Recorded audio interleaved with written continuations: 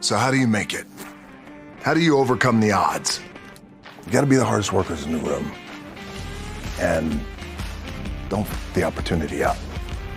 At some point, you gotta be tired of not being number one. You have to be, and you gotta play angry, and I play angry. Now, I'm cool and calm with my approach, and when I step out on my field, which is a set, or, you know, like, and you're always gonna have haters, and haters are like, well, damn, man, how many movies are you gonna make, or how many are you gonna do? Like, you do a lot of, I say, yes, it's my ambition. Of course, why not? I could do it, yeah. I love what I do. And not only that, but in what world do we not work every day? The prep is where the character is made.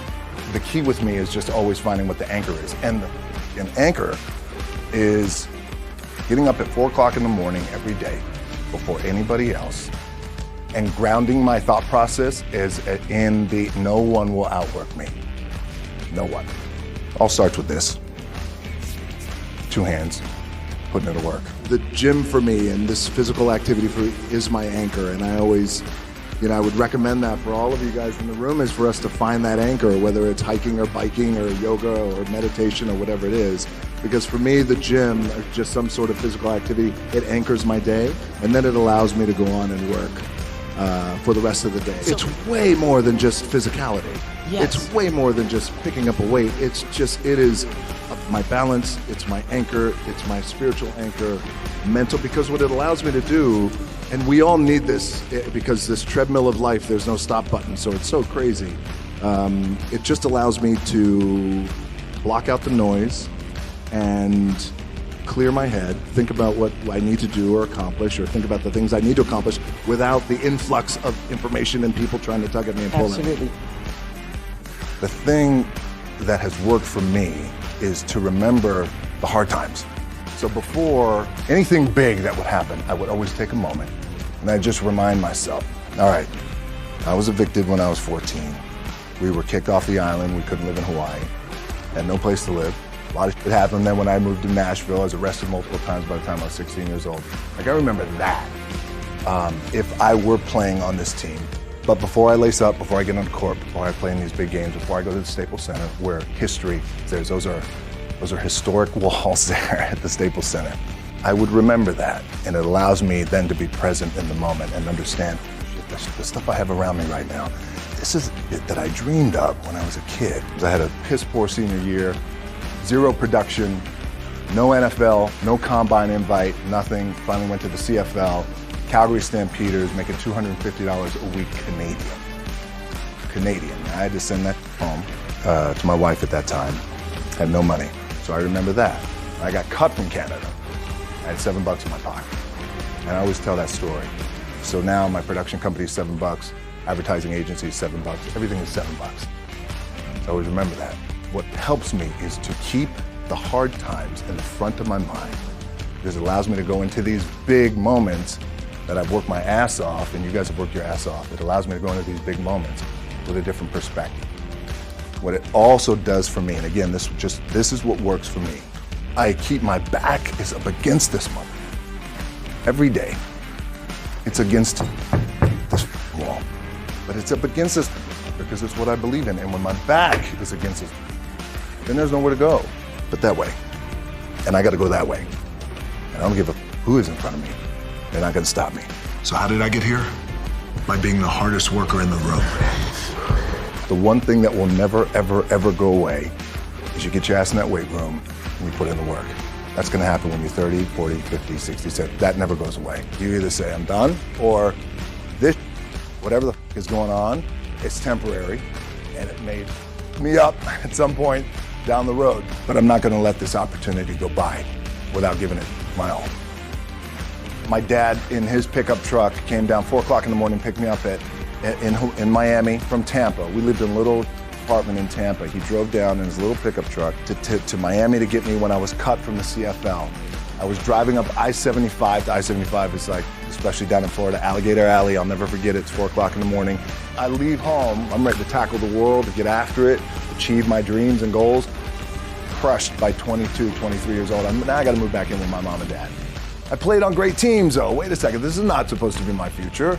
I'm supposed to be in the NFL right now. I'm supposed to be making a lot of coin and buying my parents, buying me, taking care of my wife, but it never happened.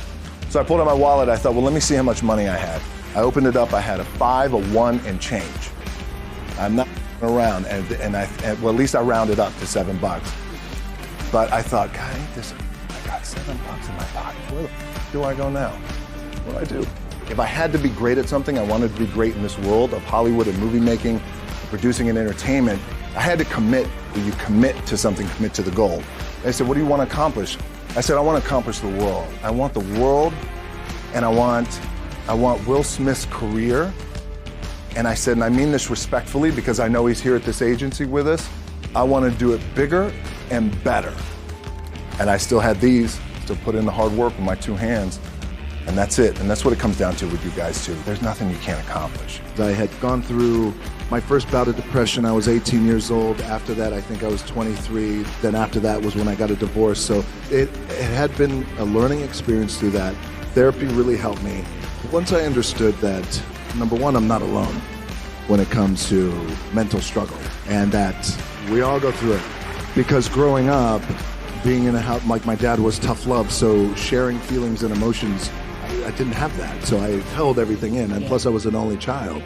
I was the strong, silent type. Meanwhile, there was a lot of stuff happening, going on in here. For me to become the man that I am today, fortunately, one, I'm not alone. But then the other side to that, it's like the A side, the B side, and maybe the most important side is to communicate and talk and get it out. It's about being vulnerable and the power of being vulnerable, and something that we shy away from. Certainly men, I need to talk about this. I need to talk about this. I need to talk about my issues, my fears, my depression, and it be okay. And so not only am I okay with it, but at times I actually enjoy it. To be able to get it out, especially publicly, and talk publicly too about it, and how important that is too. So that's the tricky thing, I think, as we all go through this. What I've realized in the past couple of weeks is it's good to explore these feelings. I'm feeling a little guilty, and I didn't get a chance to say the things that I wanted to say, or I wish he would have said the things to me as a father. Now as a father of 3 daughters, the important, critical things that anchor us that I didn't get from him. And it's okay to explore those feelings, but it's also very important to heal, to make sure that we come back to an anchoring foundation of gratitude. A gratitude for what I was able to have with him.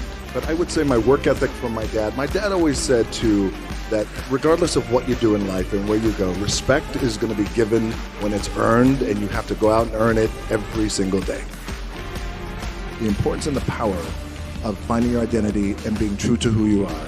Even in that wild world of pro wrestling, it still applies to everyone in the room, and how powerful that could be, because it was a true shift and click moment. And I never looked back, and I became, fortunately, the biggest draw that the business has ever seen.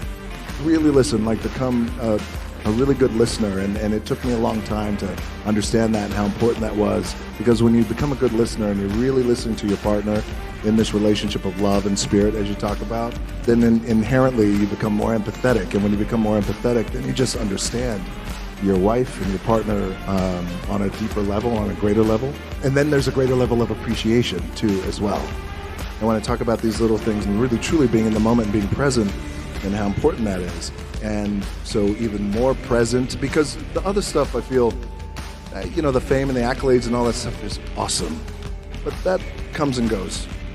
This kind of connection, this and what I have with my family and my daughters and people, that means everything. I still see every opportunity that I have as like a little crack in the wall, a little scratch. And it's almost as if every opportunity the scratch represents every opportunity. Therefore, the success on the other side of the scratch is the light. Scratching hard, clawing, digging, it's that mentality to really take advantage of every opportunity I have.